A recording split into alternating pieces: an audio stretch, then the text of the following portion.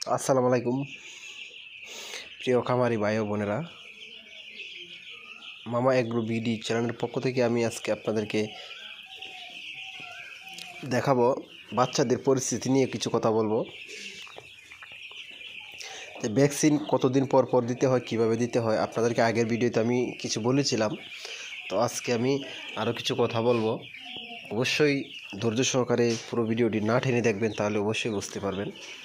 তো দর্শক, সবচেয়ে বড় কথা হচ্ছে আপনার ভ্যাকসিন আপনার 5 দিনের দিনও, 10 দিন অথবা 11 দিনের দিনে দিতে হয়। 14 থেকে 15 দিনের ভিতরে আপনার আমাশার ডোজ, পরবর্তীতে আবার 18-20 দিনের ভিতরে আবার ভ্যাকসিন।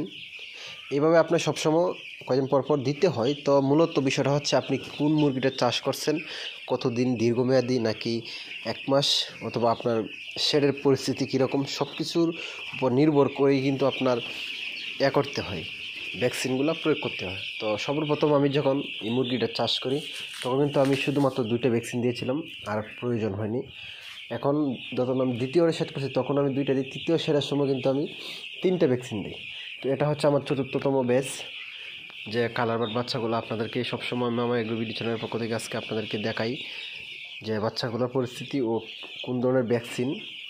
তো আজকে আমরা বাচ্চার বয়স 10 দিন। তো আমরা আজকে অথবা কালকের মধ্যে কিন্তু আমরা রানীক্ষেত ভ্যাকসিনটা দিয়ে দিব। তো ভ্যাকসিনটা কিভাবে দিব, কখন দিব, সে বিষয়ে একটু কথা বলবো। ভ্যাকসিনটা আমরা দিব রাত্রেবেলা অথবা ভোর রাত্রে অথবা সকালবেলা, কারণ ভ্যাকসিনটা রাত্রেবেলা ঠান্ডার সময় দিতে হয়।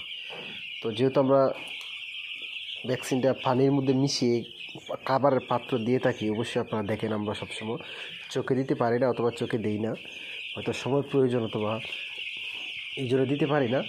আমরা সরাসরি এই যে পানির পাত্রের মধ্যে আমরা ভ্যাকসিনটা দিয়ে থাকি। তো কিভাবে দিবেন, পানি খাবে কিনা সেই চিন্তা হয়তো অনেকেই করে থাকেন। তো তাদেরকেই বলবো, আমরা সর্বপ্রথম আপনার যখন ভ্যাকসিনটা দিবেন তার ঠিক 1 থেকে 1.5 ঘন্টা পর্যন্ত আপনি কামারের ভিতর থেকে পানির পাত্রগুলো সরিয়ে ফেলবেন। কোনো ধরনের পানি দিবেন না, শুধু খাদ্য থাকবে, খাদ্য খাবে। যখন 1-1.5 ঘন্টা ওই বাচ্চাগুলো আপনার পানি পাবে না, তখন কিন্তু পুরো একটা ক্লান্ত অবস্থায় থাকবে।